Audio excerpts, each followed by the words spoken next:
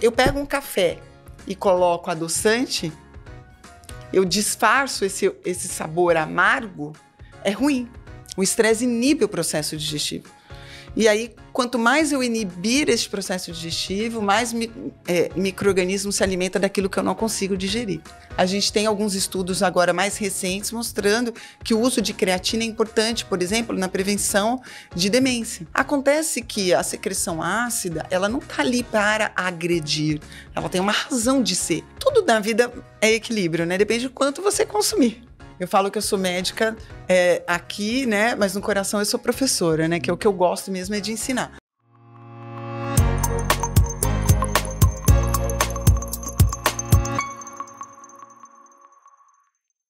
Olá, pessoal, sejam muito bem-vindos a mais uma entrevista aqui de podcast Osnagli, um encontro de gerações, né, Ledinha? É verdade.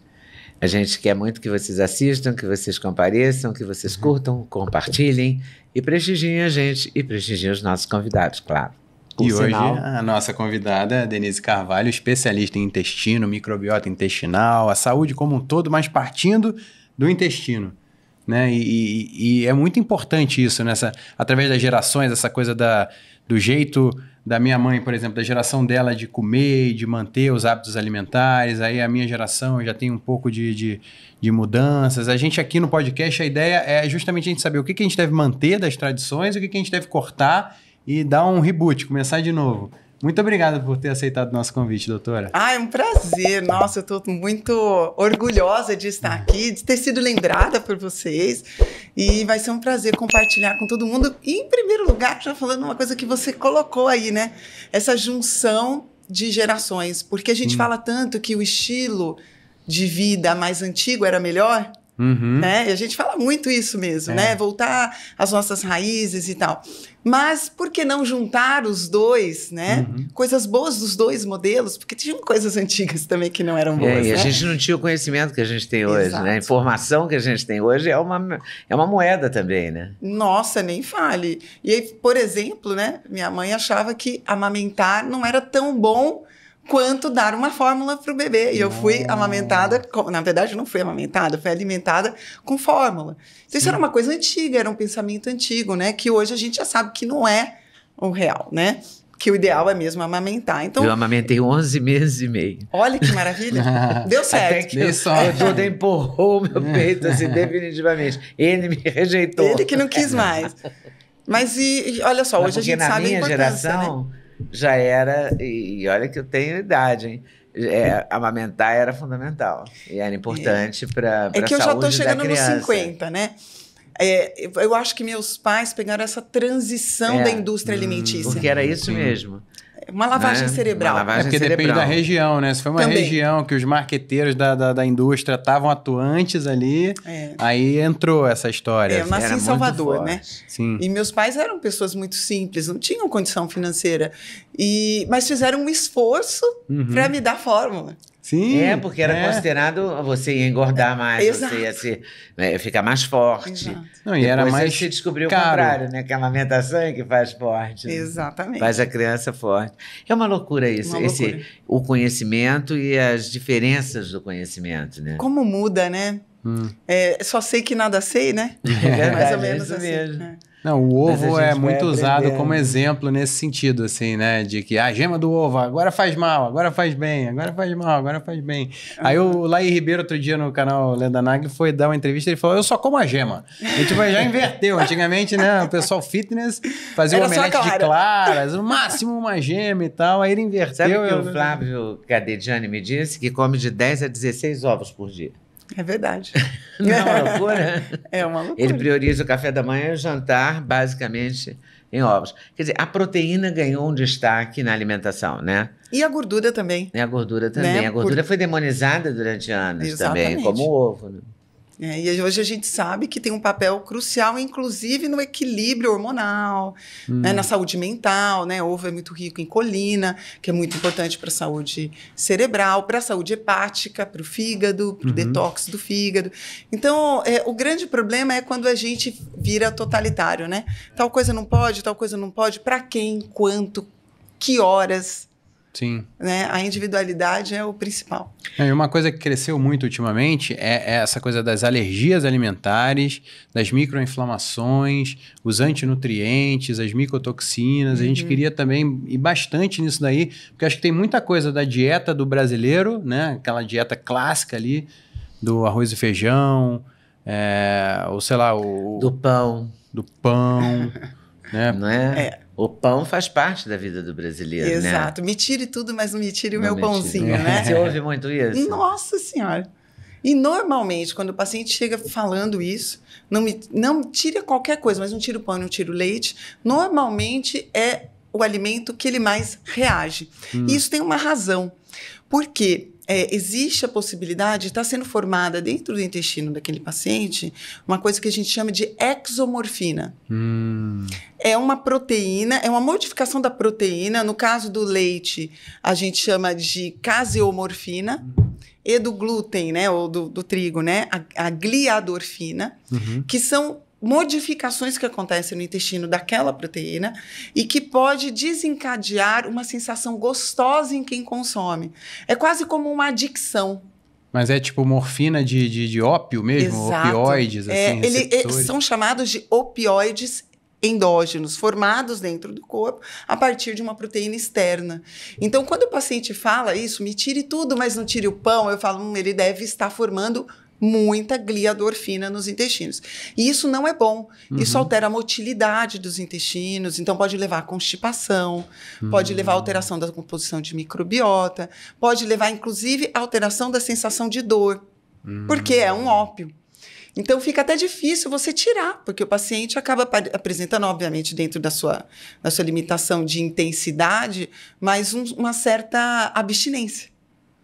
E se eu tirar isso, eu não durmo direito, eu tenho dor de cabeça, dores se exacerbam, porque eu tirei esse opioide, eu sou né? viciado em café. Se eu não tomar café, eu posso não tomar, eu nem tenho dor de cabeça, mas eu fico o tempo todo pensando no café. Ou no próximo café, ou no café que eu acabei de tomar. Eu sou assim com café. Eu tenho dor de cabeça. Dor de cabeça violenta se eu não tomar café. Aí é a ação meio da manhã, xantina. eu nunca tenho dor de cabeça, a não ser quando eu sou tiro assim café. também, eu gosto muito de café. Então, quem é Mas viciado em pão também tem essa sensação, assim, de ficar pensando no pão, no pão calculando e o leite. quando vem o próximo pão, já comi pão, eu preciso comer pão. E a gente sabe que essas exomorfinas não tá só no leite e no pão, né, na farinha. Tá presente também, por incrível que pareça, no espinafre, na soja, no arroz. Então, existe... arroz, a gente vê bastante gente que fala assim, nossa, eu não consigo comer sem arroz. Se eu não comer com Muita arroz, parece gente. que eu não comi. A minha arroz filha eu nunca é tinha assim. ouvido. Aí eu falo, você é viciada no arroz. Existe Minha mesmo mãe era isso, viciada no arroz. Não consegue comer sem o arroz, né? Eu achava que era por causa da glicemia que subia, porque é muito amido, né? Digere muito rápido, aí tem um pico de Mas tem uma questão aí dos opioides endógenos. A gente sabe que esses opioides podem estar relacionados com alteração de mental, no sentido de atenção, de cognição, de sono. Então, para pacientes que têm desafios mentais, cognitivos, a gente tem que tomar cuidado com esses opioides, né? Ou, pelo menos, tentar reduzir, né? Para que não haja esse mecanismo, na hora que eu tiro, realmente fazer um quadro meio de abstinência. Sim, O café já é um mecanismo um pouquinho diferente. Provavelmente o que está acontecendo... Eu preciso consultar o Instagram da doutora Denise, porque eu quero consultar exatamente o que ela falou da esteatose hepática. Da esteatose hepática. Eu queria voltar nesse assunto. Porque esse assunto é muito importante. É muito interessante o que ela fala. E aí o café ele tem uma xantina, né? E aí o que acontece? Ele causa vasoconstricção, o vaso fecha. Sim. Na hora que eu não consumo, o vaso fica aberto. E aí vem a dor de cabeça. Até a gente conseguir... É como se fosse um detox mesmo, né? Então, assim, embora eu seja amante do café, a gente tem que tomar cuidado com a quantidade de consumo, né? O excesso do café pode levar à hipertensão, o excesso do café pode levar a uma dificuldade de detox dos estrogênios. Então, em mulheres, por exemplo, que tiveram câncer de mama, que estão tentando bloquear o hormônio, com medicações exógenas e tomam muito café, normalmente não conseguem bloquear totalmente, porque ele atrasa o detox do estradiol. Então, a gente tem que tomar, por exemplo, homens, né? Claro que a gente não quer o homem estrogênico, Né? Porque vai o pesadelo de qualquer homem, né? Vai comprometer performance, vai aumentar a gordura abdominal ou a deposição da gordura na região do quadril, né? Um corpo um pouco mais feminino, né? Sim. Que a gente vê em homens muito obesos, porque o tecido gorduroso também faz esse papel que a gente chama de aromatização. Quanto mais você tem essa gordura, mais você produz esses estradióis e vice-versa, né? É por causa de uma enzima que é expressa no tecido gorduroso, que a gente chama de aromatase. Sim. Então, ela aumenta o estradiol. O excesso de café também pode aumentar o estradiol. Né? Então, isso a gente tem que tomar cuidado com os excessos, como tudo na vida, né? Equilíbrio é a chave, mas é o mais difícil da gente conseguir, né? Eu estava procurando no Instagram esse detalhe do Instagram da doutora Denise de Carvalho, do seguinte: aspirina, isso me deixou impactada demais. A aspirina pode ajudar a tratar a esteatose hepática. É verdade. A esteatose hepática é uma condição, assim, que atualmente a gente está recebendo muitos alertas sobre ela, né? Agora, no começo do ano passado, a Associação Americana de Gastroenterologia lançou um guideline falando da esteatose hepática e ela, inclusive, está mudando o nome. Né? Ela hoje é chamada de doença gordurosa do fígado associada às moléstias metabólicas, né? As doenças metabólicas. Então, é só uma mudança de nomenclatura, na verdade. Mas o que isso quer dizer? Que a esteatose hepática ela é apenas a ponta do iceberg.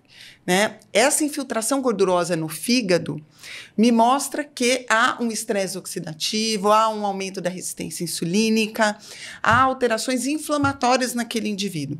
E a aspirina, né, o AS, o que é? Né? O ácido acetil salicílico. Um anti-inflamatório.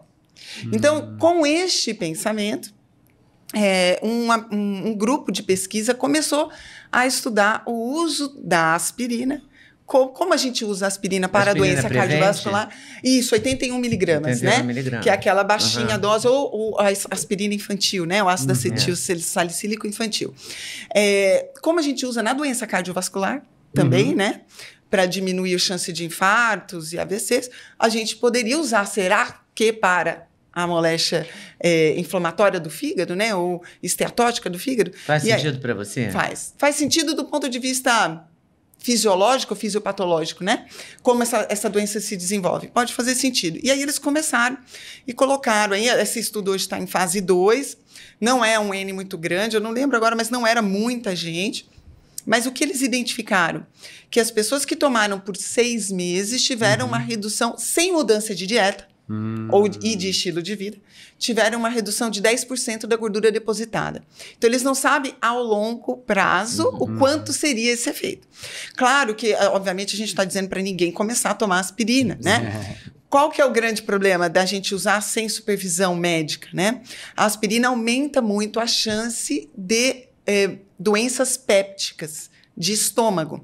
Então, úlcera gástrica.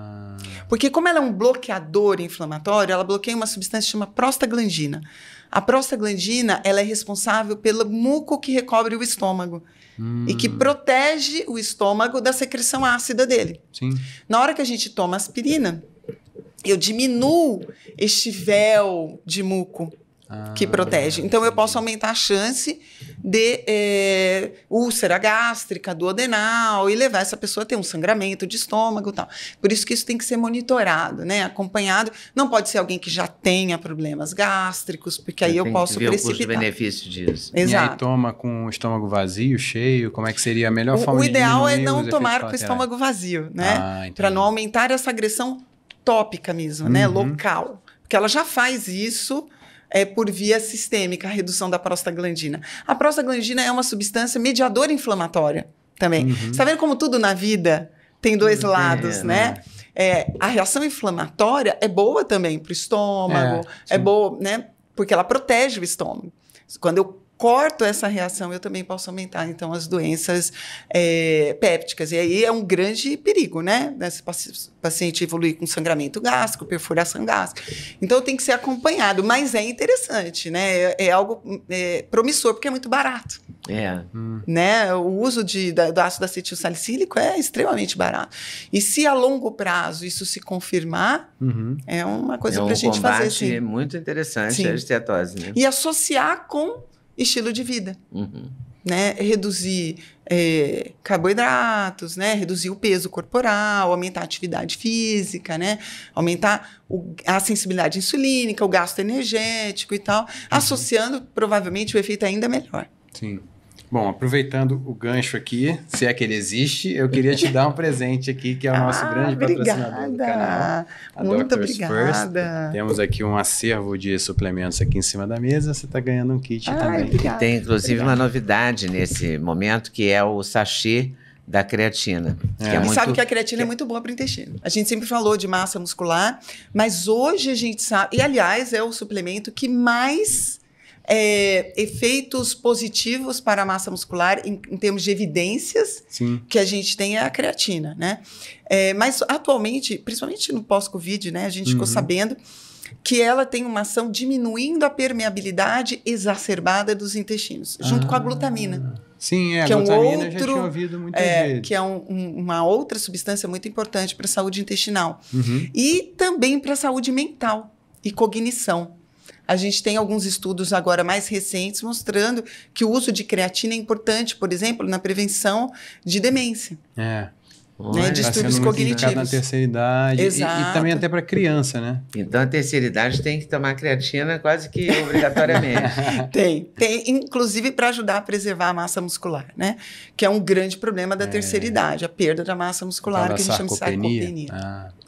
Uma outra coisa que está ali no telefone que o Duda me tomou e que eu destaquei do seu Instagram... É porque me desconcentra muito, eu não consigo. Eu tô aqui, eu sou do tipo que distrai com tela, e o próprio Léo Freiman falou para você numa entrevista no seu canal também, que a gente perde o dobro dos pontos de QI do que uma pessoa que usa cannabis, recreativamente falando, só de ter um telefone perto. Aberto, com a tela aberta, ainda mais com uma pessoa mexendo. Tem um detalhe no Instagram da doutora Denise que eu adorei também, que é o omeprazol, a cúrcuma, sendo usada como uma espécie de omeprazol. Exatamente. E eu sou do tipo que toma o Zol, então eu gostaria muito de saber como é que a cúrcuma pode me ajudar nisso, porque é um dos remédios mais consumidos no Brasil, os Zóis, né? Os inibidores de bomba de prótons, né? Eles são as medicações, aliás, universalmente, uma das medicações mais utilizadas, né? E a gente vem mudando isso nos últimos tempos, porque existem indicações para essas medicações, e eu não estou dizendo aqui que elas não sejam úteis, e são muito úteis, principalmente quando os pacientes têm doenças pépticas, então salva vidas mesmo. O grande problema é o uso indiscriminado. Como foi colocado? Né? Principalmente em pacientes que são polimedicados. Então, eu tomo um anti-inflamatório por causa de dor, né? A gente conversou agora há pouco sobre isso. Os anti-inflamatórios vão tirar essa defesa do estômago. Então, os médicos já aproveitam e colocam o inibidor de bomba. Combo ali logo, né? Ele faz parte do combo, né? Para proteção do estômago, né? Acontece que a secreção ácida, ela não está ali para agredir. Ela tem uma razão de ser, né? E a principal razão dela é a digestão de proteínas. Então, o estômago produz uma coisa que chama pepsinogênio, que é uma pré-enzima, porque senão a gente ia digerir a gente mesmo. Então, a gente produz o pepsinogênio. Quando ele se encontra com o pH ácido do estômago, ele perde uma perninha e se torna pepsina, que é a enzima que digere a proteína. Só que, para isso acontecer, essa reação química, precisa ter um pH ácido no estômago. Quando eu tomo um inibidor de bomba de prótons, eu paro de produzir o ácido, ou eu reduzo muito, para que ele não agrida. Só que, ao mesmo tempo, eu deixo de fazer esta conversão de pepsinogênio em pepsina. Então, a minha digestão proteica começa a realmente ficar difícil de acontecer. E né? o tal do antiácido, esses o poder deles é menor, né? Um antiácido que você toma, ele também tem um tempo menor. Hoje, os inibidores de bomba de prótons, eles estão cada vez mais potentes e por mais tempo. Né? Então, a gente só está aumentando essa potência. A gente descobriu hoje, né? Porque eles são drogas... E não adianta, tipo, tomar o omeprazol, comer um abacaxi ou tomar um limão espremido, não adianta nada. O que a gente pode fazer... Gostei do limão espremido. Mas o que a gente pode fazer... Por exemplo, o abacaxi que você colocou, né? A gente até comentou, aquele dia que eu conversei contigo, que são enzimas naturais. Então, a gente tem no abacaxi, no mamão, né? No kiwi, no limão. Então, a gente... Na hora que for comer, se eu começar a refeição com isso, Eu ajudo no processo digestivo. Se eu for um churrasco, começar com abacaxi, eu vou Ajuda. digerir melhor as carnes do churrasco. Não, eu eu como pensava depois, que só com a não idade, antes. que a idade... É antes. Ah, É tá. antes, porque A quando a idade- carne chegar, tem que estar lá. E Leda, Eu achava que com a terceira idade, a minha digestão de proteína tem caído, tem ficado com mais certeza. difícil. Então eu falei, é a velhice. Então, se eu acrescentar o abacaxi antes, eu vou Ajuda. melhorar isso. ajuda. E eu achei interessante que você colocou. E É antes velhice. do abacaxi? É. Eu nunca pensei nele antes. Cápsula de enzima eles mandam tomar antes, né? Exato, isso que eu ia Normalmente na falar. direção Então, dessa- as enzimas digestivas, nesse caso, por exemplo, eu não posso tirar o inibidor de bomba de prótons porque aquele paciente usa um anti-inflamatório. E aí eu aumento muito a chance dele fazer uma lesão. O que eu posso fazer para ajudá-lo a digerir sem que eu tenha que tirar o inibidor de bomba de prótons? O primeiro passo é isso, dietético mesmo, né? Colocar enzimas naturais antes da refeição. Para a hora que chegar a carne lá, já está a enzima. Já está forrado. Exato. Então, a papaina, a bromelina do O abacaxi. inibidor de bomba de prótons são todos os óleos. Exato. Na- O na mais vida. comum que as pessoas É. conhecem é o omeprazol, né? Que foi Omeprazol é a primeira mais droga. comum. Mas a gente tem vários agora, né? Tem Nexium, tem vários. Sim, tem vários. E outra E nenhum questão... deles é bom. Todos fazem. É, Todos assim, têm esse lado ruim. Exato. Quer dizer, tem o ruim lado bom, claro, senão ninguém de ia receitar. proteção, Mas tem o outro lado. o lado ruim. O lado ruim é não digerir proteínas. O outro lado ruim também, o ácido ele também tem uma função, porque a gente está engolindo o tempo inteiro, né? Quando a gente está bebendo, comendo, bactérias, né? Porque nada é totalmente livre de bactérias, né? Quando a gente engole essas bactérias, o que previne que elas nos deem infecção, né? Ou cheguem e acabam crescendo demais, é o ácido no estômago. Aquele lago ácido que tem no estômago mata grande parte das bactérias. As bactérias ruins, né? Que a gente está engolindo o tempo inteiro, né? Porque a gente vive num mundo contaminado. Sim. Não tem como a gente né, se blindar disso. Não, criança, então é pior Nem se ainda, fala. porque toda hora bota a mão na boca. Exato, Né? exato. E a gente põe também, viu, Duda? A gente, né, às vezes esquece de lavar a mão antes de O comer. celular é imundo. Nossa, o o carrinho de celular. supermercado é imundo. Exato. No supermercado você vai lá, pega o carrinho, faz as compras, pega aquilo que um monte de gente pegou, né? Exato. Olhou, Às vezes olha. come fazendo compras, pega um biscoitinho. Eu tenho comido coco, eu pego coco e fico comendo coquinho, mas com a mão suja, né? Porque você está mexendo com outras coisas, né? E não tem como você... E, na verdade, nem é bom a gente viver num mundo muito livre de bactérias, porque elas são muito importantes para a sintonia do sistema imunológico, esse convívio, né?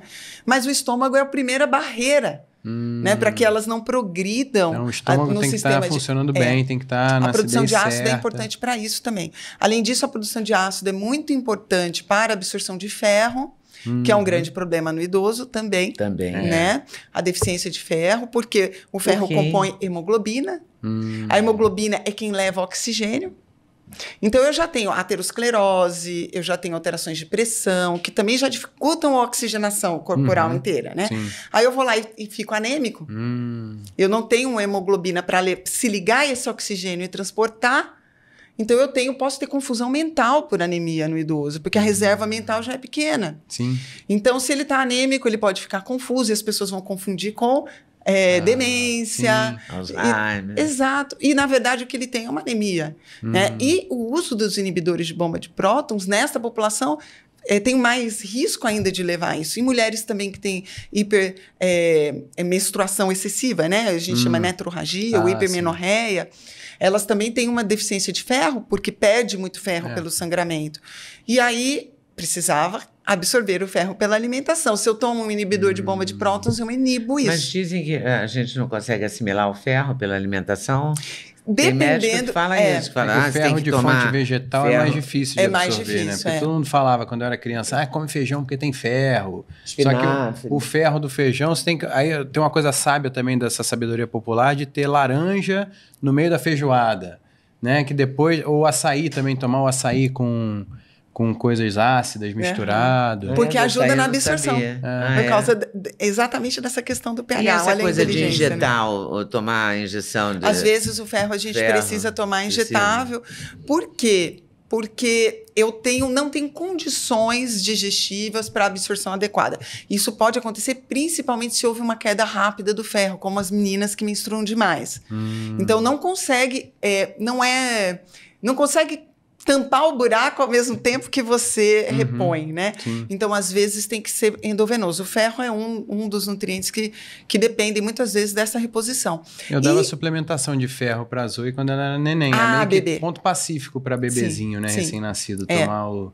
É um suplemento que se cai na roupa branca, suja, mancha Suja tudo. tudo, E a coisa da frigideira de ferro fundido, grelha de ferro fundido, isso ajuda mesmo? Ah, muito Ou é pouco. meio- Muito pouco. Assim, para haver uma reposição, não.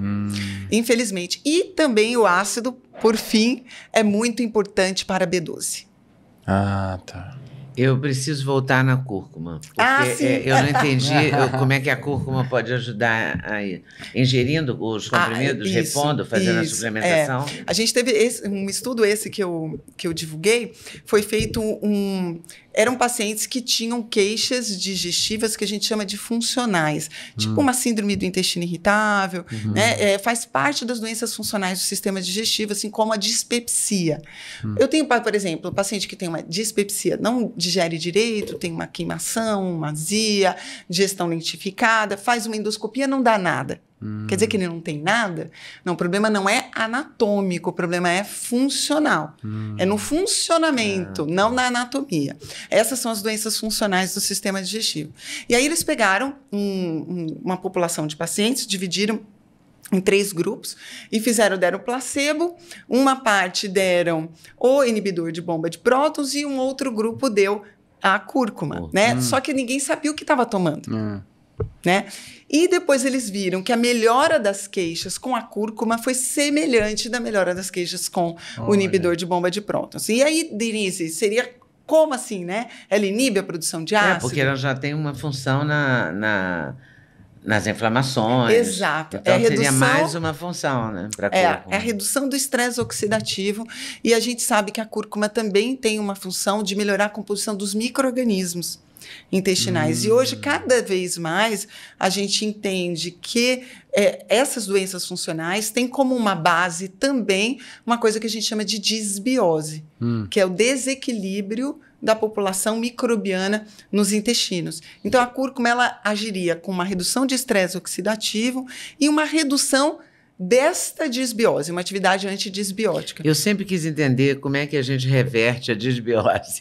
É difícil, hein? Quais são os maiores inimigos da microbiota, assim? Que pode...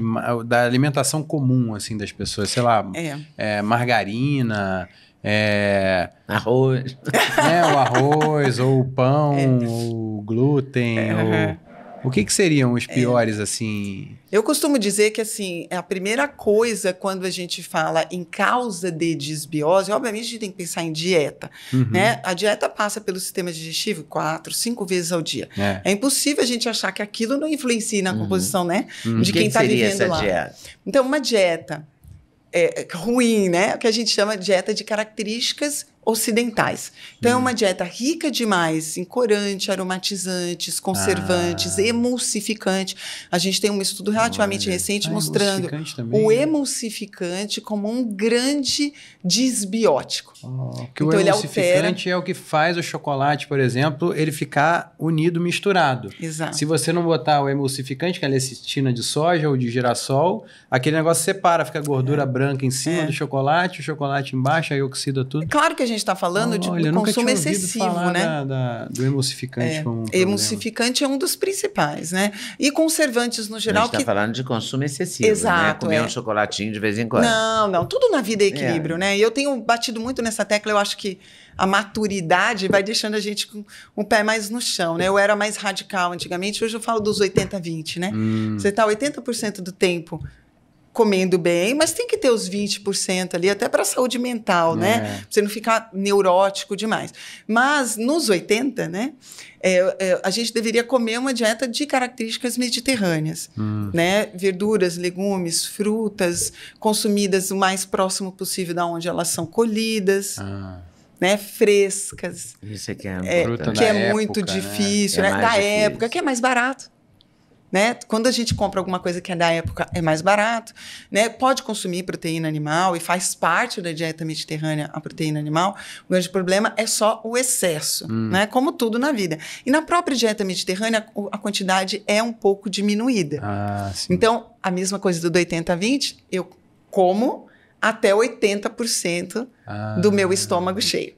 Então, sem sentir, nossa, comi demais. Aí você já passou do ponto, mesmo que você esteja comendo saudável, não é bom. Falando, então, do que pode mais, e eu acho que é importante a gente fazer esse alerta, o álcool. O álcool, né? E álcool aumentou muito a ingestão, né, de álcool na pandemia, porque as pessoas não dirigiam, né? Fazia o happy hour em casa mesmo, né? Então começou a se beber muito álcool, né? Principalmente... Em casa se bebe mais do que na rua também, porque é mais barato, inclusive. Também isso, né? A verdade não precisa voltar para casa, sem nem lembrar como é que voltou. Você não precisa voltar para casa, tá é mais barato, é mais confortável, porque se você ficar com sono... ou cansado de beber, você para de beber e vai dormir, por exemplo. Então é mais fácil em casa, tudo facilita.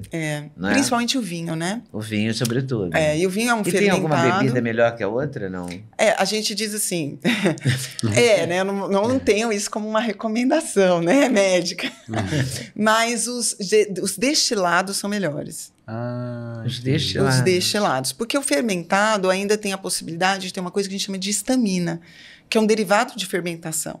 E quando eu tenho um paciente disbiótico, é muito frequente que eu tenha aumento da histamina nos intestinos. Então, se eu consumo um alimento ainda que é rico demais em histamina, eu posso ter um problema com isso, histamina é da alergia? Da alergia, da coceira. Você vai tomar um anti-histamínico quando você está com alergia, né?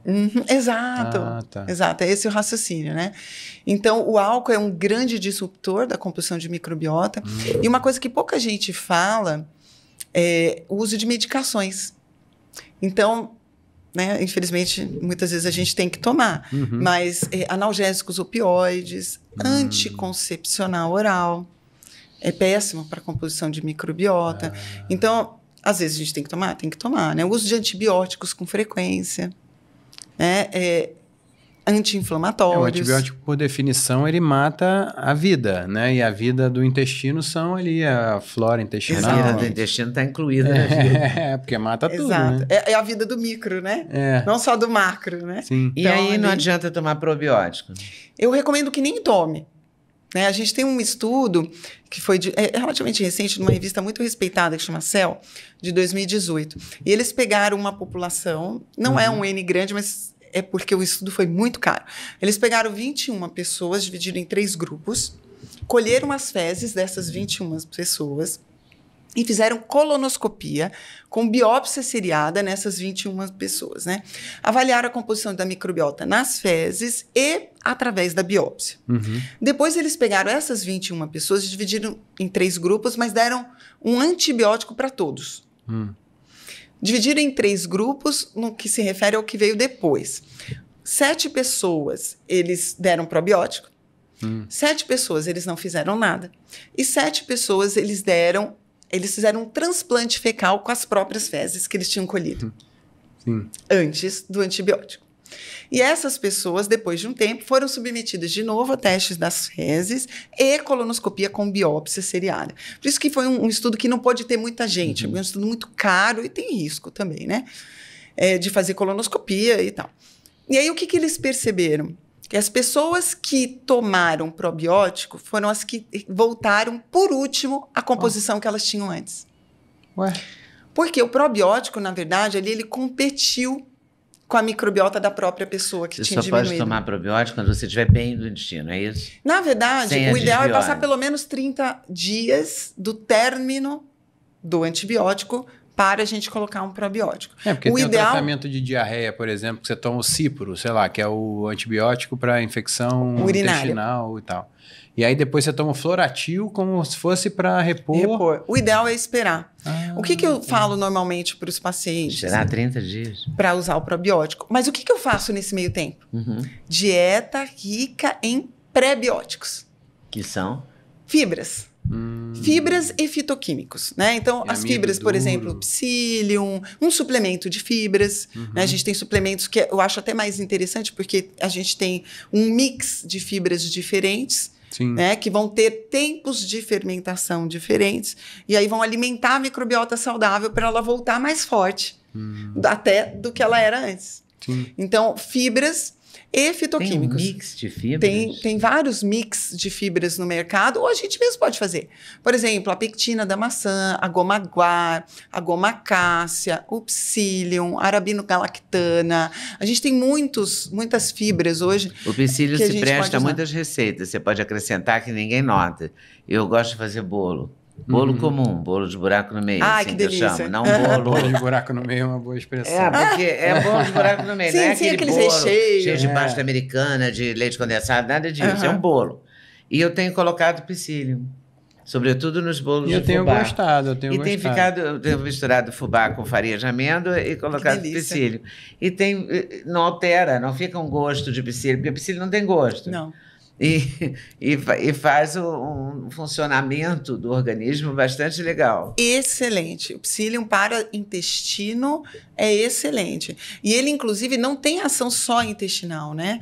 Ele tem uma ação indireta também, melhorando resistência insulínica, diminuindo estresse oxidativo. Ele tem, inclusive, uma atividade regulatória do hábito intestinal. Então, quem tem um intestino muito solto, o psyllium ajuda a segurar. Ah, é? Quem tem o intestino muito preso, ele ajuda a soltar. Ah, Ele se adapta. Então, é ele muito faz interessante. ele faz os dois papéis, né? Sim. O papel A e o papel B, Sim. né? Sim, Olha que redução de legal. colesterol. E quem come muita carne, por exemplo, vai a um churrasco, se acaba no churrasco. A proteína é fácil de você fazer, né? Também é prática. Foi demonizada por muito tempo. Muito tempo. Né? E hoje a gente já sabe que não é bem assim. De novo, né? É. Como essas questões são cíclicas, né? Incrível isso. Hoje a gente defende até, né? Inclusive para intestinos, porque por muito tempo a carne ganhou a fama de aumentar o câncer de cólon. E hoje a gente sabe que, na verdade, não é a carne, é o processamento da carne. Então, carne São as carnes processada. processadas, o presunto, Exato. o salame, a salsicha, o salame. a salsicha, exato. a linguiça também? Depende. A linguiça não é processada. Depende se ela é curada. depende Hoje a se gente for tem muitas artesanal linguiças ou não. artesanais, E né? essa parte da carne queimadinha em volta, tal da reação de Maillard, que todo churrasqueiro falando super bem, assim, nossa, tem que ter a reação de Maillard e tal. E ao mesmo tempo os nutrólogos falam, cuidado com a reação de Maillard, porque... Que é a glicação da proteína, né? Tudo na vida é equilíbrio, né? Depende do quanto você consumir. Né? Em quantidade. Mas a carne é um dos alimentos mais completos que existe, né? Em termos de perfil de aminoácido, de vitaminas, né? Assim, então, não dá pra gente... na verdade, a gente tem uma corrente forte aí de pessoas que não consomem carne, eu respeito. Está aumentando muito. E está aumentando muito. Tem questões filosóficas também, em volta disso também, né? A gente que gosta de animais, né? Então, tem muitas vezes essa questão, né? Mas a gente sabe que o ser humano ele é onívoro, né? A gente, na nossa evolução, a gente comeu, obviamente, muita caça. Né? Principalmente em países em que os vegetais não eram tão disponíveis como a gente está aqui. frios, a era do gelo que a humanidade atravessou, né? Não tinha um monte de... E sabe, Duda, minha filha teve num intercâmbio na Noruega. Então, ela morou lá na Noruega e a família com quem ela morava, eles saíam para caçar, até hoje. Nossa, eu queria muito viver essa experiência. Assim. É cultural. Na Noruega, boa ideia. Muito legal, muito legal. Eu fui lá para trazê-la. E aí, o que aconteceu? Eles saíam de lá, da casa, eles vão caçar, eles vão para cabanas que ficam sem energia elétrica, sem água encanada. Uma experiência. Uma experiência. Eles têm, quase todo mundo lá tem uma cabana, assim. Sim. E aí eles ficam dias lá caçando. Eles têm o cachorro, que é o cachorro para caça específico e tal. Eles ficam dias caçando e depois eles trazem a caça para casa. Isso porque é um país de primeiro mundo, né? O que ela achou, hein? Ela amor. deve ter sido uma experiência muito louca para ela. Amor. Aprendeu a comer carne de alce, né? É uma carne diferente, eu sigo né? um monte de gente no Instagram que segue essa filosofia também. Até o Joe Rogan, que é do podcast mais popular do mundo, ele posta isso frequentemente também. E porque lá, né? Como que você iria restringir esse tipo, né, de dieta num país como a Noruega? Não tem como, né? Metade do ano quase eles não têm vegetal. E é muito caro. Então, assim, chega uma banana custar, por exemplo, convertendo aqui, né, para o real, R$15 uma banana. Nossa. É como que você vai comer Pouquíssimas 5 pessoas porções de podem comer. frutas por dia, né? Impossível, né? Não tem como. Então, a base da dieta deles é a carne. E a carne de caça, que tem muita gordura saturada.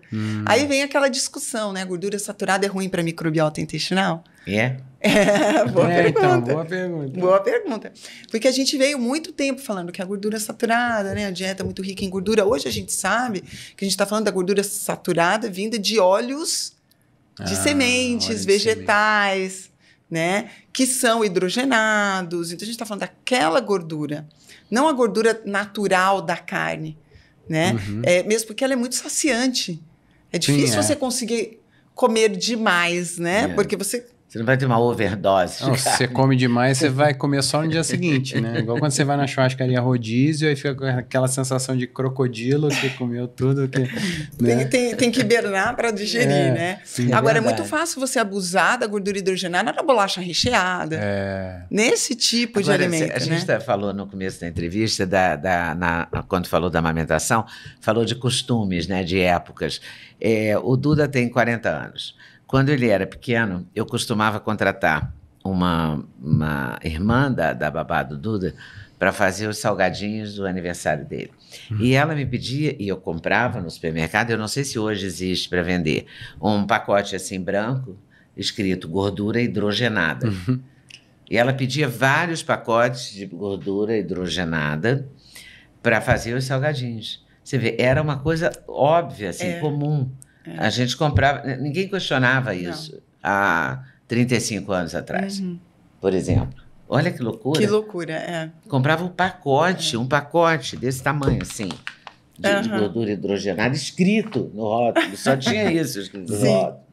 Sim, e você achava muito, né? E a Geni pedia isso para fazer as empadinhas, as coxinhas, e fazia maravilhosa. Era uma delícia, né? Era uma delícia. Muito fácil comer demais isso, né? Muito fácil. Bolinha de queijo. Sim. Aqueles salgadinhos que hoje ninguém faz. Não, continua assim até hoje. Eu fico revoltado. Festa infantil. Uma festa de criança, nunca mais tá eu fui no aniversário. Raramente eu vou no aniversário de criança. Outro dia até fui num. Não, eu virei frequentador assíduo. Eu tô sempre numa festa então, de criança. existe ainda. Não, continua igualzinho. Só que aí, em vez de ser a gordura hidrogenada clássica, eles fazem provavelmente no óleo de soja, óleo de milho, esse óleo de canola. São os óleos de semente que os médicos, né? E qual que é a diferença da gordura interesterificada, que é a usada hoje na margarina, e da gordura hidrogenada, que era a margarina da minha infância? Assim, ambas são ruins, né? O ideal é não consumir, né? Ela foi manipulada para não ser, no entanto que a gente vê hoje muita gente falando nas redes sociais, né? Não, mas hoje a gordura é diferente, né? Da margarina e tal. Continua da mesma forma a indústria deletéria. da margarina está defendendo isso atualmente, né? Sim, é porque... a margarina mudou. Mas a margarina continua mudou isso, né? Da hidrogenada para interesterificada. Mas é ruim do mesmo jeito. Entendi. E também muito ruim para intestino, para a composição da microbiota intestinal. É melhor a manteiga mesmo? É melhor a manteiga. E o óleo de coco, a manteiga e o azeite são superiores ao óleo de canola, óleo de girassol, inclusive para a microbiota. Soja. A manteiga, ela é rica em uma coisa que se chama ácido butírico. O ácido butírico é um tipo de ácido graxo de cadeia curta, que a gente também produz nos intestinos. A microbiota produz em contato com a fibra. É muito saudável para a mucosa intestinal.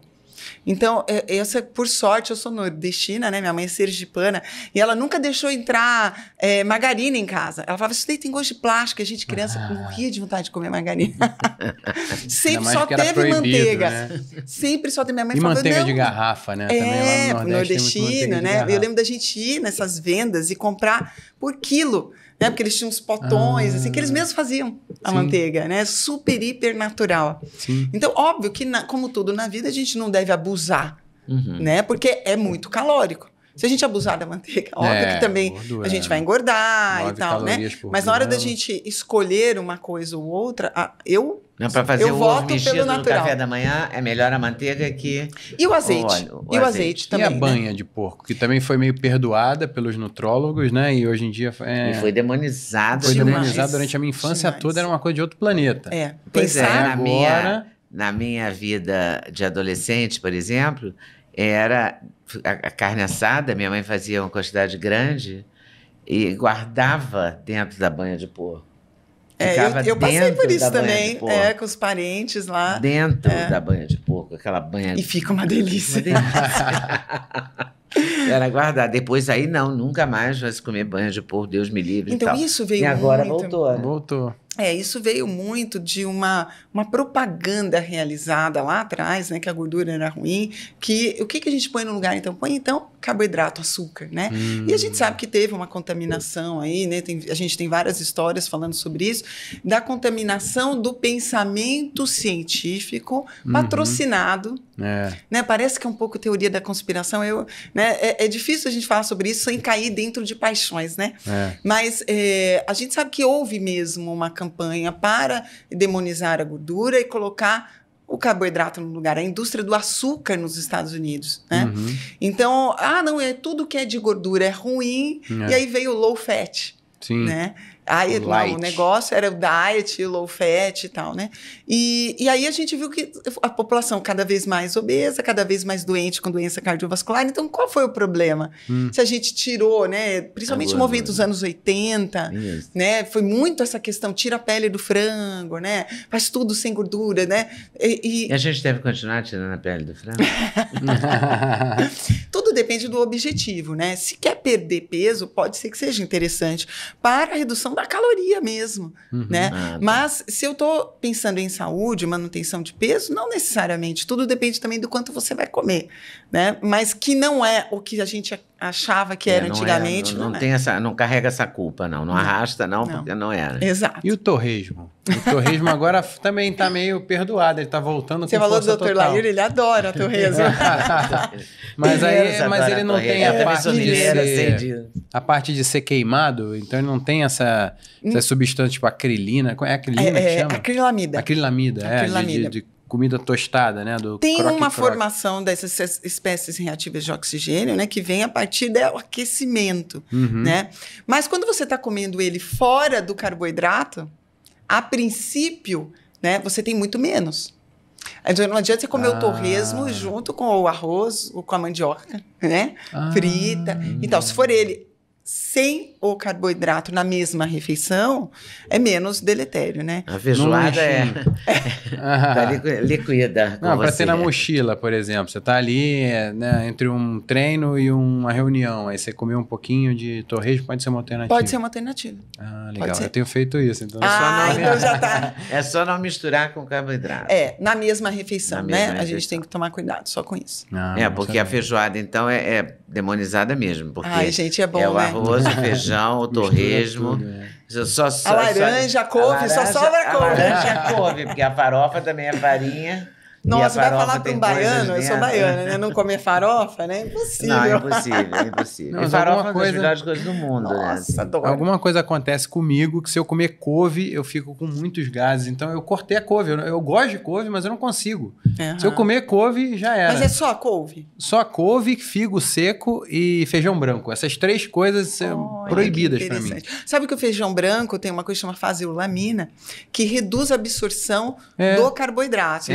Então, white kidney, né? White kidney, que é até vendido em suplemento para bloquear carboidrato. Tem os comprimidos de faseolamina. Mas sabe qual é o grande problema disso? Sobra o carboidrato para a microbiota fermentar. E aí você fermenta. Então não é bom a faseolamina. Não é bom para os micro-organismos intestinais, não, porque eu acabo fornecendo alimento demais. Fica um excesso e aí eu de acabo açúcar tendo para eles aumento a possibilidade do hipercrescimento microbiano. E por microbiano. isso os gases, por causa da fermentação ali dentro, e aí... Exato. Mas tem que aprender a ouvir o seu corpo, né? Cada pessoa tem uma sensibilidade. Claro que a gente tem o que a gente chama de FODMAPs, né? Que é aqueles carboidratos fermentáveis, que para todo mundo ele fermenta. Tudo depende da quantidade e da sua sensibilidade individual. Então, a gente sabe que as doenças funcionais, né? A síndrome do intestino irritável, está muito relacionada à presença desses carboidratos fermentáveis. E quais são os mais famosos desses FODMAPs? Então, os FODMAPs a gente tem até em adoçantes. Então a gente tem que tomar cuidado com alguns adoçantes, né, que acabam fermentando demais, né? Então, esses polióis são esses? Esses polióis. Pois esses polióis também eu não estou me dando bem com eles, assim. Eu tenho evitado muito, assim. Eu fui meio early adopter, Quais sabe? São eles? É o maltitol, o eritritol, o xilitol. Exato. Xilitol fermenta bastante, né? Não é para todo mundo, tudo também depende da quantidade que você mas consumir. o Laí Ribeiro me fez tirar o adoçante do café. Ótimo. E eu tirei no desafio que ele me fez numa entrevista e falou que tinha carvão. Fiquei tão mal impressionada com aquilo que eu tirei. E realmente uma semana de sofrimento. É difícil no começo, a primeira né? semana foi ruim, eu fiquei detestando tudo. Depois eu me habituei. Hoje em dia, se alguém colocar um açúcar ou um adoçante no café, eu piro, assim, não consigo tomar. Eu também. E isso é ajuste do paladar. A gente está acostumado, né? A gente tem receptores para isso. E sabe que a gente tem receptores também nos intestinos para sabor? Por incrível que pareça, aí você fala, mas o intestino sente sabor, né? Olha que louco. Isso. Como assim? Porque, por exemplo, os bitters, que são os amargos, daí tem o café também, né? A própria couve entra nos bitters. Ele é um estimulante da digestão. Quando eu disfarço, ou quando eu junto um outro sabor que é muito intenso junto, eu posso diminuir o meu potencial de digestão. Então, eu pego um café e coloco adoçante, eu disfarço esse sabor amargo, é ruim para nosso potencial de digestão. Por que o intestino ia ter receptor para sabor, né? É muito louco por causa disso. Porque esses receptores, eles sinalizam o processo de digestão. Hoje está muito em voga esses receptores, não só esses receptores, também como os hormônios intestinais, por conta das novas drogas para o emagrecimento. As canetinhas, né? As canetinhas. Que são hormônios intestinais. E fazem mal, assim, para o intestino, para a desbiose? Para desbiose, sim. Para desbiose, sim. O principal deles é o GLP-1, né? Que é o primeiro. Isso, que são os primeiros aí, né? Hoje em dia a gente tem já a segunda, a terceira geração, que aí vão unindo. Ela não pode falar o nome, a gente fala, né? Porque ela não vai falar nome. Não, ela é médica. Eu não sou médica. A gente tem licença poética. Não, porque o Ozempic... o Ozempic virou uma febre tão grande que ele dá mais lucro do que a Viton. Demais. Então, imagina um remédio que dá mais lucro do que os produtos mais sofisticados do mercado, que são os produtos da Louis Vuitton e etc. É muito louco isso, né? É muita loucura, né? Eu acho isso assim... o emagrecer é um desejo, não é, de todo mundo. E é extremamente complexo. Né? É tão complexo que ninguém achou a fórmula mágica, né? Porque todo dia vem alguém... vai ficar muito todo dia vem alguém tentando achar a fórmula mágica, você tem que fazer dieta tal, você tem que fazer dieta tal, mas nada funciona para todo mundo, porque existe uma coisa que chama individualidade biológica, né? No caso das canetas, olha, isso está sendo tão modificador da prática médica. Eu faço parte da Associação Americana de Gastroenterologia. E a Associação Americana, a primeira vez que ela lança um guideline de emagrecimento para gastroenterologistas. O que tem a ver o gastroenterologista com isso? Né? Porque a gente nunca falou sobre isso. Isso era seara do endocrinologista. Mas agora, o endocrinologista, vamos dizer, que não é o caso aqui no Brasil, está mexendo com o hormônio do intestino. Então, a gente tem a ver com isso. Porque, em tese, o endocrinologista é o médico do metabolismo, né? Sim, sempre foi. O emagrecimento foi com o endocrinologista, né? Só que hoje ele está mexendo com o intestino, né? Porque o GLP-1, assim como o GIP, que é um outro, né? O receptor do glucagon, que já vem o mais novo de todos, são hormônios do trato digestivo. Então, qual é o objetivo do sistema digestivo em fazer a gente comer menos? Porque se eles são produzidos nos intestinos e eles são saciantes, por que o estômago, ou o intestino, ou o pâncreas estão fazendo isso? Por que eles fazem esses hormônios? Porque o sistema digestivo ele quer assegurar que ele vai conseguir lidar com aquilo que você colocar lá dentro. Então, ele tem formas de sinalizar para você parar de comer, senão ele não consegue lidar. Senão ele explode, vamos dizer assim. Por isso que a gente emagrece com as canetinhas. Só que o GLP-1 é um hormônio que tem uma meia-vida, ou seja, né, ele funciona por 120 segundos, 2 minutos. E ele tem 2 picos. Isso no organismo naturalmente. Naturalmente. Assim. Ele tem 2 picos, 15 minutos após a refeição e 1 a 2 horas depois. Quando eu uso ele exógeno, que é a canetinha, eu acabo estendendo isso por 1 semana. Não, peraí, por isso que eu tomo uma vez só. 120 segundos ele fica... 1 semana. Mas isso faz mal Nossa. para a disbiose? Só Vai aumentar? vamos só É pensar. difícil não fazer, né? Porque pelo Porque jeito que o você nosso construiu corpo não tudo- foi feito para receber esse hormônio dessa forma. Então, eu acho que a primeira discussão, né? O que será disso a longo prazo? Nós não temos como saber ainda. E tem um outro fator. Uma das formas dele trazer saciedade é retardar o esvaziamento do estômago. Então, o que acontece? Você fica sentindo o estômago cheio. Porque a gente tem um esfíncter entre o estômago e o duodeno que se chama piloro. Então, o que ele faz? Ele reduz a abertura do piloro. Ele reduz a saída da comida do estômago. Então ele força.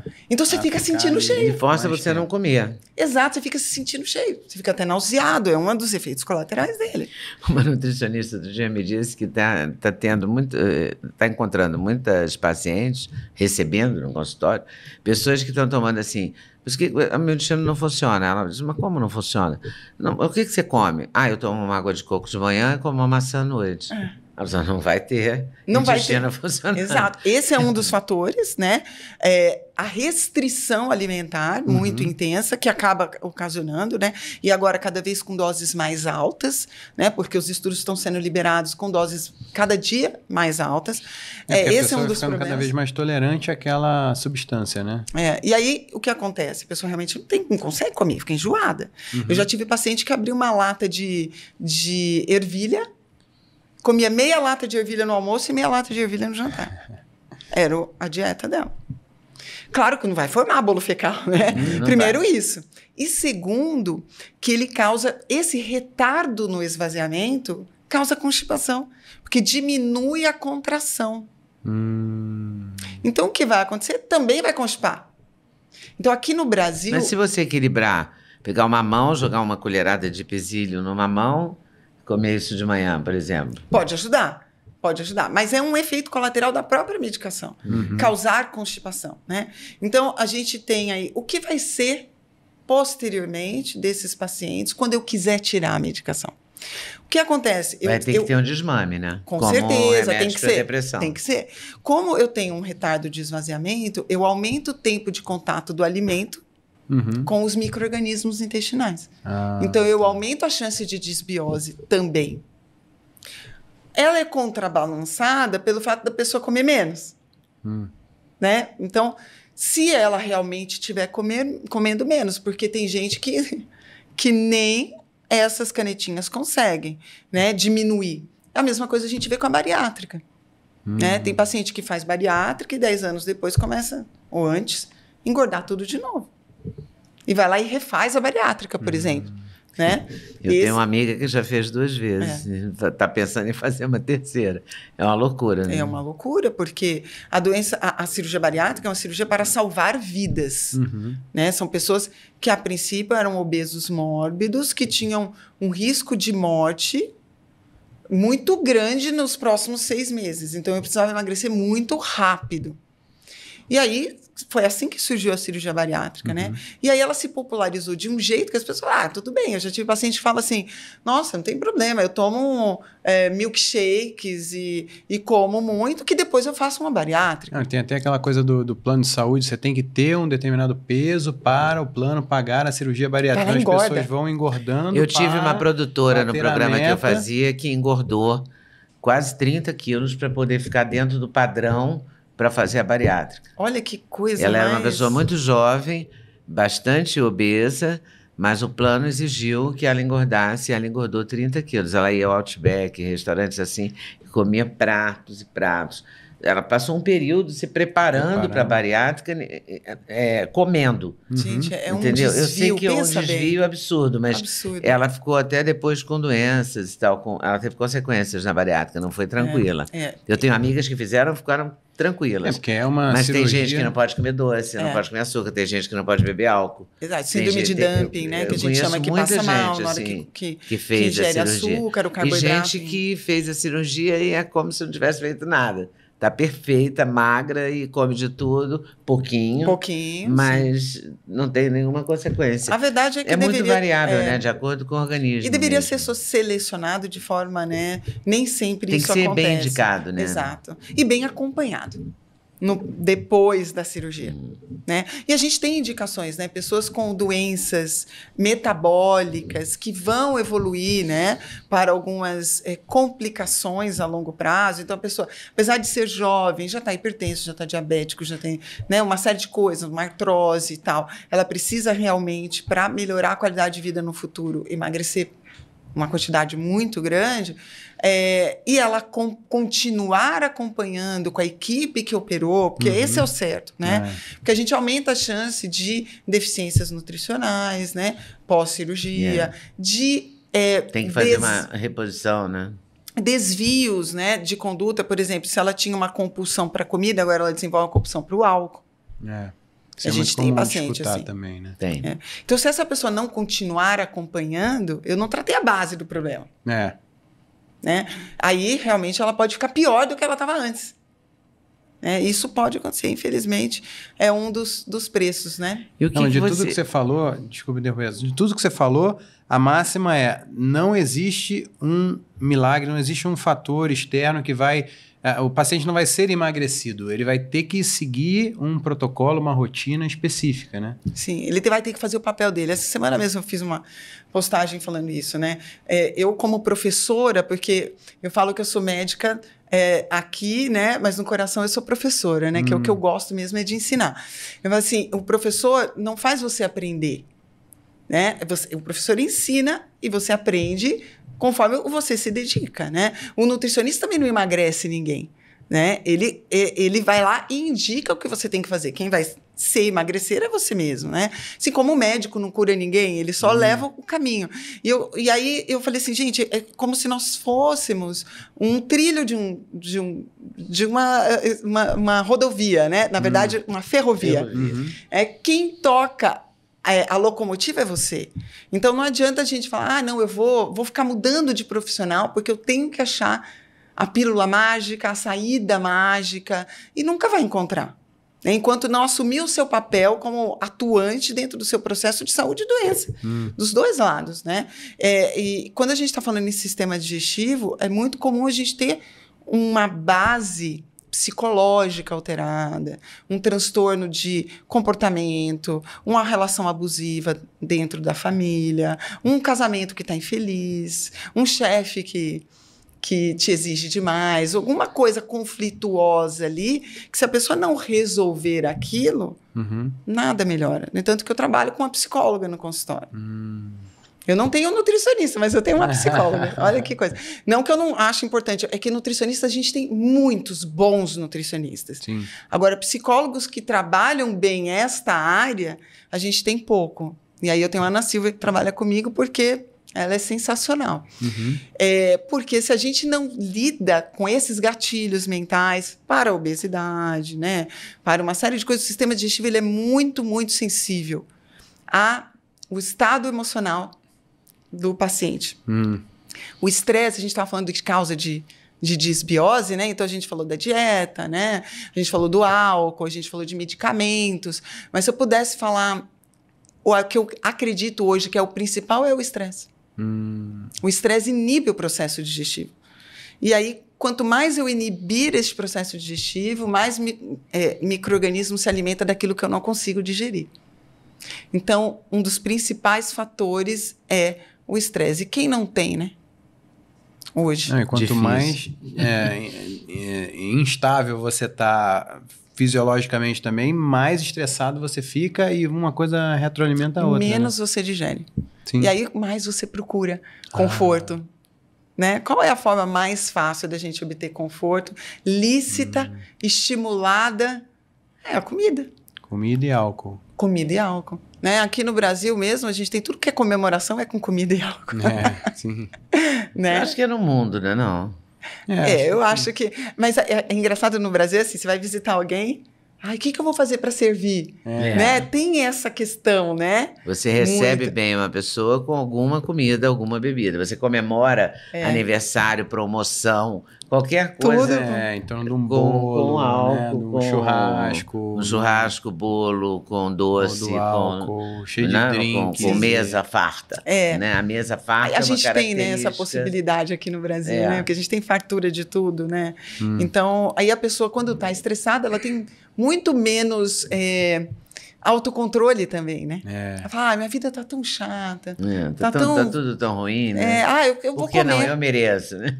Gente, eu falo isso pros meus alunos. É gravíssimo. Quando eu olho na rede social, aqueles hashtags assim, eu mereço, hoje sim, hoje pode. Eu falo, ai, meu Deus. Acabou tudo. Normalmente, sexta, a partir das 5 da tarde, né? Sextou, né? Meio-dia, pode botar aí, meio-dia.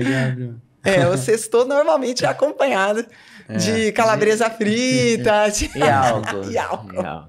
E cerveja. Agora, se você ficar só na proteína e acrescentar um destilado, você melhora. É um pouquinho melhor, né? É um pouquinho melhor Melhor do que ainda se colocar um limãozinho no destilado, né? Para ajudar a digerir. Fazer um sem gin o açúcar, tônica. né?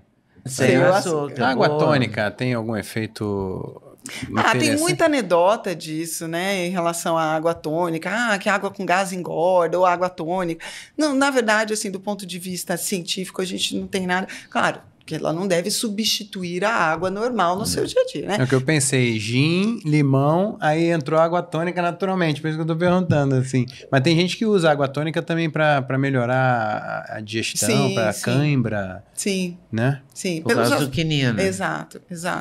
Assim, desde que não substitua totalmente a água, né? Eu acho que dentro de um estilo de vida adequado, não tem problema. E se você tomar todos esses cuidados, fazer uma dieta, uma alimentação basicamente mediterrânea, não meter o pé na jaca na sexta-feira, no fim de semana inteiro, etc.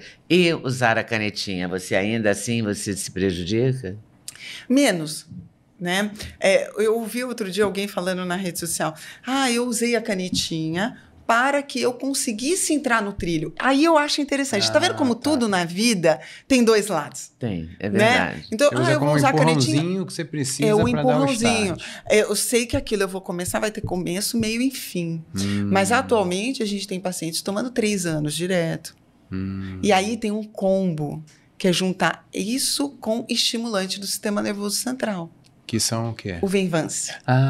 O Venvance, Concerta, essas coisas todas. Exato. Ritalina. É remédio para concentração. É um análogo, vamos dizer assim, da anfetamina que existia antigamente. Nossa, eu já tomei muita anfetamina. E aí que antigamente era o Femproporex, né? Minha mãe tomou também. Nossa! Você sabe que um médico queria matar me receitou com 11 anos e meio anfetamina? Meu Deus. Eu tomei a primeira vez anfetamina com 11 anos e meio. Olha isso. Era um remédio que começava com HI, eu esqueci agora. Nossa. Agora que eu tô falando com você... Era tão normal isso, né? Na minha cabeça essa história. Me lembro do nome do médico, não vou dizer, claro, mas me lembro dele receitando isso. Hipofagin, lembrei. Nossa. Hipofagin. Justamente para não comer. Era para isso mesmo. Para emagrecer. Porque existe uma indicação dessas medicações, né? Quando a gente está falando de transtorno de déficit de atenção, como Concerta e tudo, né? Tem uma indicação. O meu foi para emagrecer, era o objetivo. E que é importante também, né? A gente também tem que deixar claro isso, né? Quem está tomando tem que parar, não é isso? Mas existe um uso off-label, que o pessoal já... Porque essas drogas levam à perda da fome, anorexia. Aí eu junto a canetinha... Com isso, com um hormônio tireoidiano, aí vai virando um... Não, tem um combo, coquetel. Um combo da elite, que é tipo, toma o Venvance com hormônios para ou testosterona ou GH, aí vai sair à noite, toma o MDMA, aí vai juntando um monte de coisa misturado com álcool. É um formato, é um protocolo. É o combo que a minha geração acha normal. Tipo, se você tomar tudo isso que eu tô falando aqui, e conversar com o pessoal da academia, assim. O pessoal da festa. Que triste, quase todo mundo vai estar, vai passar o Réveillon numa praia da moda. Todo mundo sabe o que é isso. Todo mundo vai estar levando na viagem. Como eu fiquei, né? Por exemplo, agora. As pessoas levam isso na viagem. Isso aí é o combo do normal, é o combo da elite. É a necessaire. É a necessaire. A necessaire de hoje. Olha, e aí você tem, aí pode ser se uma pessoa que tem tá com um pouco mais de sobrepeso, aí já tá na canetinha também. Junta tudo, e vai somando coisas. O grande problema é isso. E aí a gente desenvolve pessoas que estão desnutridas no final.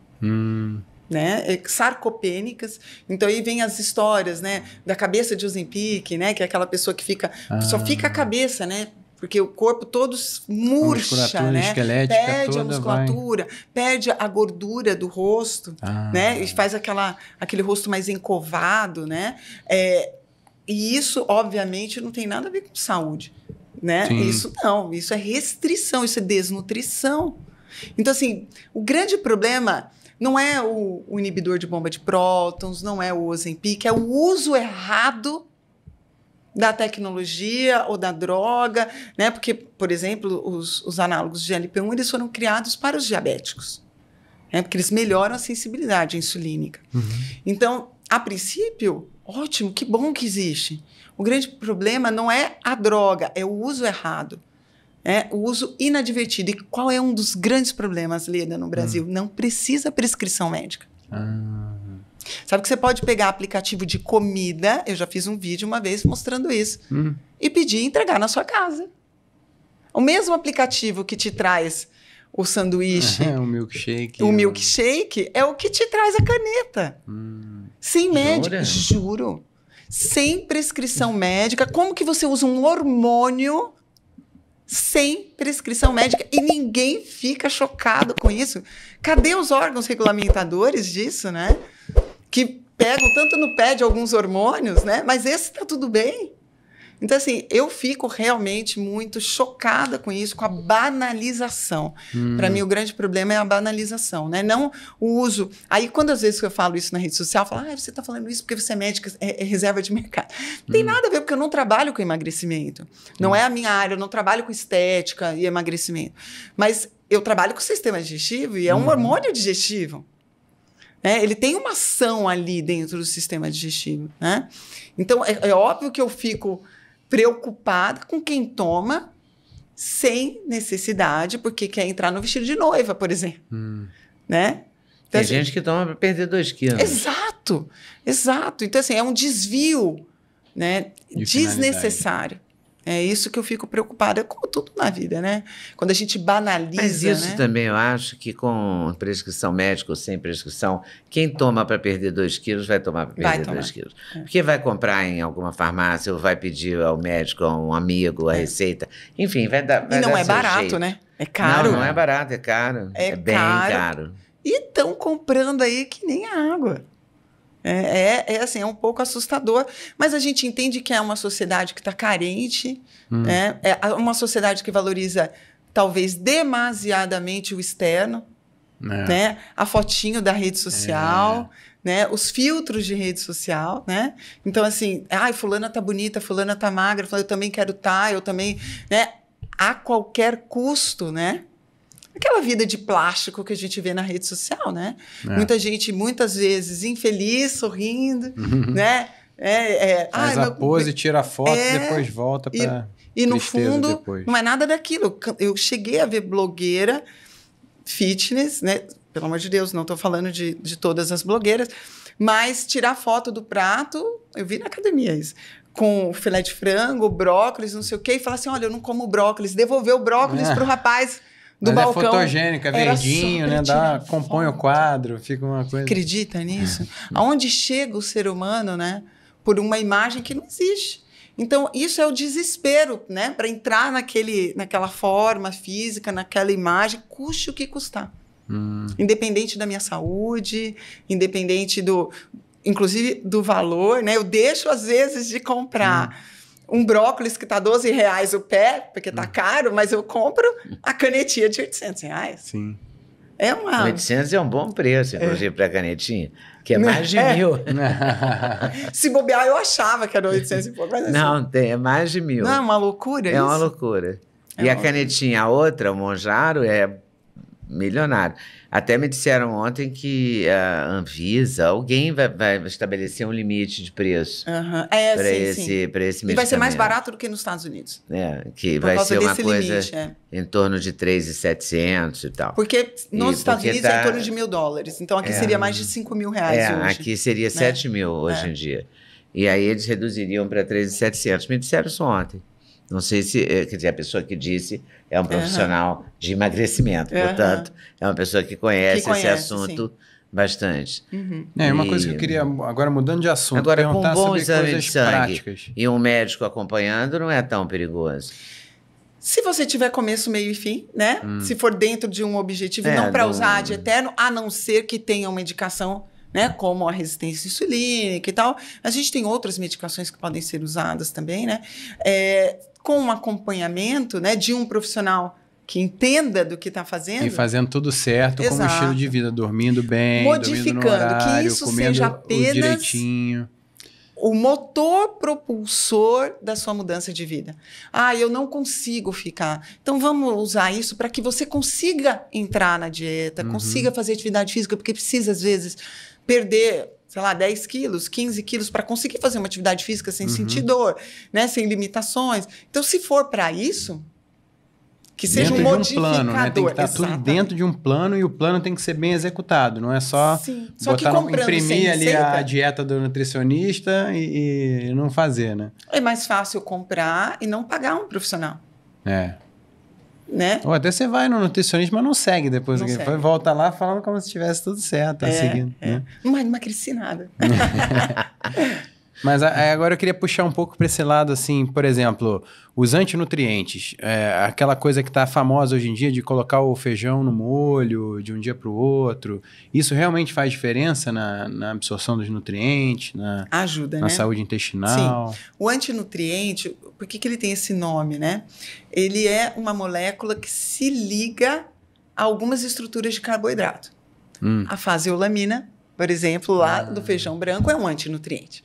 Né? Quando faz isso, o que acontece? Eu mantenho esse carboidrato, que tem uma cadeia mais longa, na luz intestinal. E por isso ele acaba sendo mais fermentado pela microbiota e tal. E com isso, eu inibo a absorção de coisas que se ligam ali. Então, os antinutrientes, a princípio, são ruins, porque podem prevenir de absorver alguns nutrientes e podem aumentar a disbiose. Entretanto, a gente tem, por exemplo, antinutriente que está na aveia, tá? Que a gente sabe que também tem um papel imunológico, ajudando a sintonia do sistema imunológico, desde que não seja exagerado. Um pouco de antinutriente foi importante no nosso desenvolvimento enquanto espécie, para que a gente treinasse o sistema imunológico intestinal a reconhecer estruturas que ele deveria combater. Então, o antinutriente também tem um papel, desde que não seja muito. Então, um pouquinho de antinutriente, tudo bem. Quando a gente faz a fermentação do feijão, por exemplo, né, que é a germinação, então eu deixo um tempo na água, troco a água e tal, eu reduzo, eu nunca vou zerar. Mas não tem problema, a princípio, para a maioria das pessoas, desde que ela não tenha intolerância a algum açúcar que esteja ali. Por exemplo, como a rafinose que está nos grãos, né? Tem gente que tem intolerância à rafinose. Mas é muito raro. É menos frequente, bem menos, né? Mas pode ser que ela não consiga nem o fermentado, né? Nem o germinado. Mas é uma boa para melhorar o potencial de digestibilidade desses grãos. Mas melhoram os gases, essas coisas melhoram. Melhora. Agora, tem gente também que está muito na moda você falar que tem intolerância, né? Não, eu não como glúten porque eu tenho intolerância a glúten. Mas você é celíaca? Não, não sou celíaca. É só uma intolerância. Não é porque ela quer emagrecer e tirar o glúten e emagrece. Na verdade, emagrece por quê? Na verdade, porque você não come a farinha. Não adianta tirar o glúten e colocar no lugar um monte de tapioca, né? E acontece com frequência, né? Muita. Com muita frequência. A gente fala assim, o grande problema de tirar o glúten é o que você coloca no lugar. Entanto que a gente surgiram aí muitos estudos mostrando que quando você tira o glúten, você engorda, ou você tem mais risco cardiovascular. E isso é porque as pessoas acabam abusando de outros carboidratos que colocaram no lugar. Na verdade, não foi o problema de tirar o glúten. O problema foi o que colocou no lugar. Eu já vi, eu tive uma amiga porque há anos eu não a vejo, trabalhei com ela, em que ela virou vegana, numa época que ninguém era vegano, há 30 anos atrás. E ela engordou muito, ela era magra, e ela engordou muito. Eu falei, mas como é que você conseguiu engordar sendo vegana? Ela falou, porque tudo a milanesa é muito mais gostoso. Assim. E sabe... Ela fritava tudo, couve-flor, tudo virou tempura. Nossa, gostei do que você falou, Heleda, porque isso é uma coisa que eu vejo no meu consultório também, né? Um excesso de farinhas, né? Vegetal não come. né? Então a gente tem, claro, né? Não estou generalizando, mas tem veganos e vegetarianos que não comem folhas, né? Come muito torta de grão de bico com palmito, né? A coxinha de jaca, né? Essas coisas, frita, né? Sim. Porque, na verdade, não foi por saúde, foi por filosofia.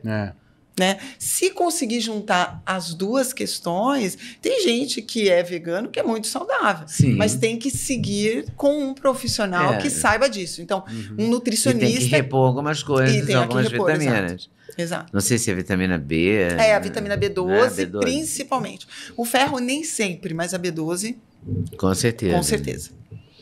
E a parte das micotoxinas? Porque tem muita coisa que é guardada de qualquer jeito aqui no Brasil, né? Aqui, sei lá, tem as coisas baratas. Um que o Dr. Murilo Pereira falou e eu aprendi isso, nunca esqueci, é que o amendoim, ele é largado de qualquer jeito, assim, nesses galpões. Exato. E aí acaba meio que mofando, né? Um tipo de fungo que rola nos amendoins que é termorresistente. Então, você torra o amendoim, você cozinha ele e tal, e o fungo continua lá. Continua lá. E qual que é o perigo disso também na nossa dieta? Hoje, a gente tem uma preocupação muito grande com isso. Aqui no Brasil, por causa da temperatura também, né? Nós somos quentes e úmidos. Sim. Então, há um ambiente propício à proliferação do fungo. E não só do fungo, porque a gente fala bastante da micotoxina, e o Murilo também fala de uma questão que é o ácaro. O ácaro. Ácaro nos grãos, né? No amendoim, mas nos soja, né? E outros grãos podem ter também uma contaminação por ácaro, que é um dos problemas também com as farinhas. Então, por exemplo, o Murilo conta uma história de um vídeo que uma pessoa colocou um pouco de farinha numa mesa, num lugar que não tinha corrente de ar, voltou, a farinha andou. Aquilo era ácaro na farinha. Então, às vezes, o paciente... Caramba! A farinha mudou de lugar? Por causa da quantidade de ácaro que tinha. Não era só farinha que tinha ali, era um monte de bichinho. E isso é muito comum no Brasil. Farinha de ácaro. Exato. Farinha animal, né? Tipo... Exato. Porque, né, o Brasil tem essa questão do calor e da umidade, que é propenso à proliferação do ácaro. Então, a gente tem o problema do fungo e do ácaro. A gente tem até descrito chama-se anafilaxia da panqueca. A anafilaxia da panqueca está relacionada, por exemplo, a esses salgados, né, feitos com farinha, por exemplo, que nem o pessoal fala nas lanchonetes de rodoviária, sabe que fica aquela vitrine? Aquela estufa. Nossa. E fica, a gente não sabe quanto tempo ali. Quando a pessoa vai consumir, aquilo tinha tanto ácaro que a pessoa reage à partícula do ácaro. E aí, hoje, quando a gente faz um teste de alergia, por exemplo, a gente pode pedir a alergia ao ácaro. Se chama defarinae. Porque é um ácaro de farinha. É e diferente aí, do ácaro que dá inflamação na rinite, sim, ele pode até ter morrido já.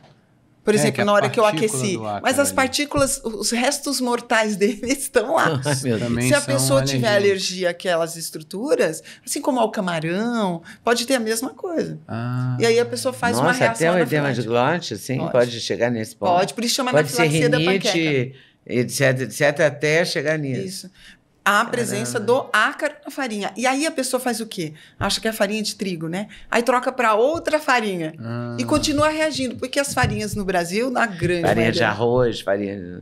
também são armazenadas da mesma forma. Então, o que eu indico imagina a logística normalmente? disso, pegar um monte de grão, moer tudo de uma vez só, estocar em saco e deixar guardado E lá. deixar lá. A validade meio que é muito longa, Exato. né? Então... Então, se você procurar, por exemplo, os orgânicos, a produção é muito menor, né? E normalmente você não tem essa produção em massa. Então, isso pode ajudar. Outra coisa que eu falo para os meus pacientes: Mas o tragam orgânico as não pode farinhas ser mais perigoso? e guarda no congelador.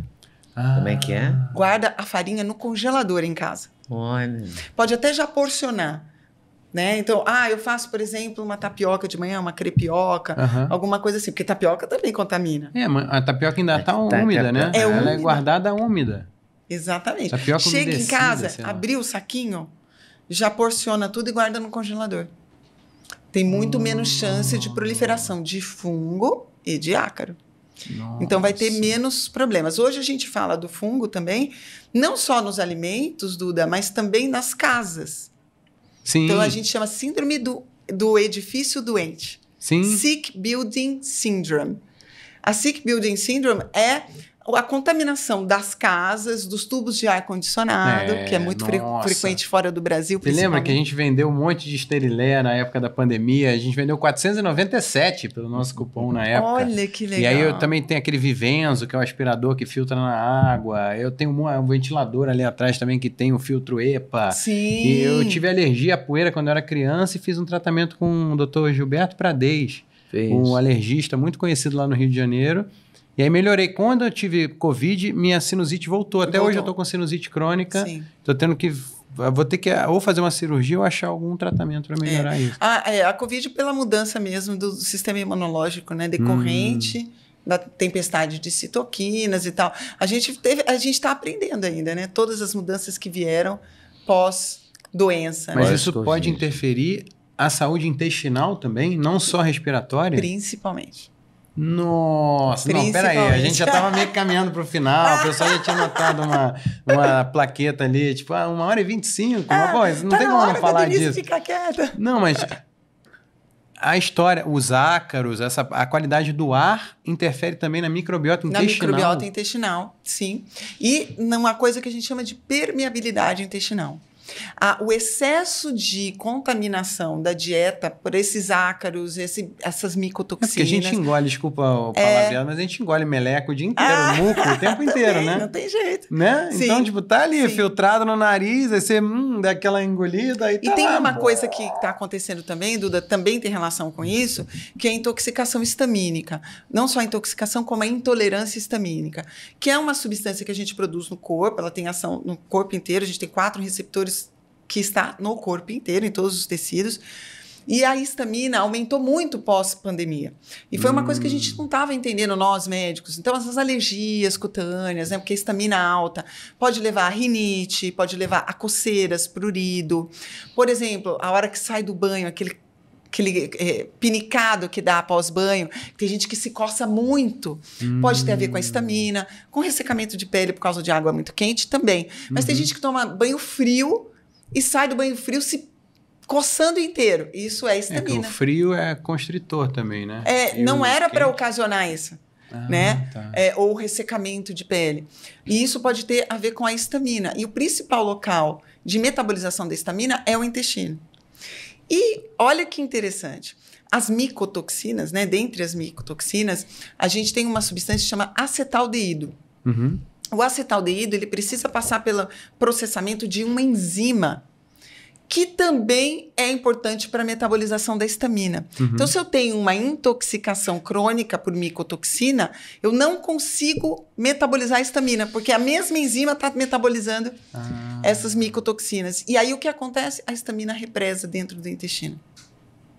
A histamina represando dentro do intestino, começa rinite, dermatites, ela altera sono, concentração, ela aumenta a ansiedade, pode estar relacionada a um aumento da incidência, ou pelo menos de sintomas parecidos com TDAH, com hipotensão postural, então a gente levanta muito rápido, porque ela é uma vasodilatadora.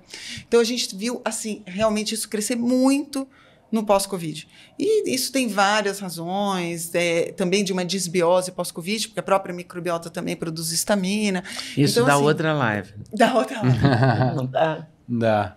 Não, eu tenho Muito conversado legal. bastante com arquitetos e engenheiros e eu tenho ido muito nessa linha, perguntando sobre a qualidade do ar, sobre a parte dos ácaros e das partículas de poeira. E realmente não tem agora um novo a nova certificação de qualidade do ar para prédios comerciais, mas ainda não chegou aos prédios residenciais. Mas eu não sabia que tinha essa relação tão direta com a saúde intestinal. Também. É impressionante, não dá para separar a medicina, Tudo. né? É lindo, por especialização.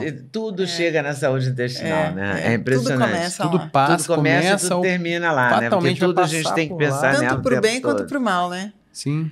Bom, finalmente vamos chegar ao Infelizmente, limite do porque tempo. eu queria muito entrar Porque nessa acho que a gente pode fazer uma segunda live. Ah, vai ser um prazer. Uma terceira, vai Já ser um fica o prazer para convite. todos nós, porque para nós, com certeza, vai Pra ser um mim prazer. também. Você está dizendo que vai ser um prazer para você. Sim. Vamos? Vamos, Então, infelizmente. A gente ficava aqui. Porque pelo Duda a gente ficaria o resto da noite, né? Mas realmente a gente tem Agradeço muito o convite. Doutora Denise tem que voltar para casa também. Mas eu agradeço muito o convite. Eu também não sinto nem o tempo passar. Estou aqui muito à vontade. Obrigada pelo convite. Obrigada a nós, imagina. Eu sempre estaria aqui sempre que vocês quiserem me ouvir. Nós queremos sempre, né?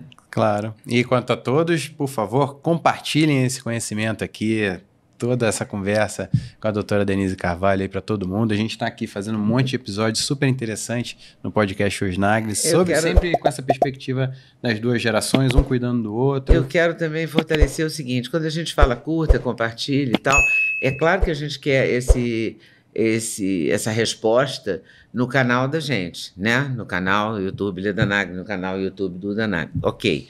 Mas eu acho que curtir e compartilhar essa entrevista é também um bem que você faz a um amigo, a um tio, a um parente, a cunhada, até a cunhada que você não gosta muito, entendeu? Porque você está fazendo um bem, não é? Compartilhar a informação e o conhecimento é eu falo mesmo, é uma moeda e você deve fazer isso. Não, porque no meu caso, por exemplo, faço tudo certo, diga hipoteticamente, eu não faço tudo certo, mas eu busco fazer o mais próximo do certo possível. Aí a minha filha vai jantar na casa de uma amiguinha, aí vai comer tudo errado na casa da amiguinha, ou vai chegar na escola, vai estar, sei lá, qualidade do ar, vai estar com comendo feijão amendoim. que não um amendoim que foi guardado de qualquer jeito, ou feijão que não ficou de molho. Então, o ser humano é um bicho social, a gente precisa do cuidado entre as pessoas, entre as famílias. Eu, por exemplo... Mas é 80-20. 80-20. 80-20, sem neuras também, né? Exatamente. É difícil também não... Porque também as pessoas muito neuróticas, que não comem isso, não comem aquilo, e inclusive é falta de educação, porque chega na casa de uma pessoa, vai jantar, por exemplo. A dona da casa coloca a comida na mesa e você diz, ai, desculpa, eu não como nada disso. Ora, queridinha, ou você janta na sua casa, ou você socialmente se vira é ruim, ali, né, entendeu? Não, igual... Mas o comportamento na casa das pessoas também, na vida social, porque no restaurante você pode escolher. Exato. Né? Você pode virar para o garçom e falar, você pode trocar, por favor, essa batata por brócolis? É legítimo, né? Mas numa casa que o jantar foi feito, sei lá, você é um convidado, você não tem esse direito. Não, você chega num hotel, hoje em dia você tem que preencher tudo que você come e que você não come, esses hotéis de luxo, né? Ou então catering de trabalho. Vou fazer um trabalho como ator ou como modelo. Aí eles mandam antes para eu preencher o que eu como, o que eu não como. Aí tem que ficar preenchendo um tempão ali. Mas daqui a pouco vai ficar cada vez mais fácil isso também. É bacana também fazer isso. É tipo uma ficha de cada indivíduo. Né? Te dar essa possibilidade de escolher. Sim. Né? Então, eu estou te dando a possibilidade de escolher democratizar o conhecimento, que eu acho que é uma escolha da melhor qualidade. Falou? Boa noite. Muito obrigado. Valeu, doutora. Obrigada a vocês. Obrigado, Ledinha. E voltem sempre, tá? Boa noite. Valeu.